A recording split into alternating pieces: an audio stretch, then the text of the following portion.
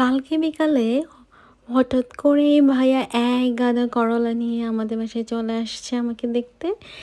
এবং আমি সকালবেলায় ঘুম থেকে উঠে দেখি যে আমার জামাই করলাগুলো সব কেটে ফেলেছে, 3-4 কেজি করলা। যেহেতু এখন লন্ডনে সামার সিজন চলছে, সকল ভেজিটেবলসের দাম খুবই কম।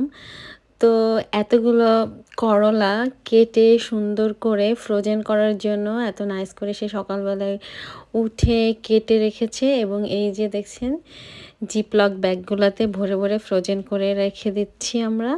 এবং এই করলাগুলো যখন করলার দাম বেড়ে যাবে তখন আমরা বের করে করে খাবো। এখানে যদিও অনেক ফ্রোজেন ভেজিটেবল পাওয়া যায়, বাট এখন তো ফ্রেশ এবং অনেক চিপ সমস্ত করলা এবং অন্যান্য শাক সবজি ভেজিটেবলস। যারা যারা খেতে চান তারা কিন্তু এখন এরকম কম দামে কিনে খেতে পারেন এবং সংরক্ষণও করতে পারেন। এই যে কেটে সুন্দর করে প্রসেস করে জিপলক ব্যাগ বা অন্য যে কোনো ব্যাগে করে ফ্রোজেন করে রাখতে পারেন। সবাই ভালো থাকবেন। আল্লাহ হাফেজ।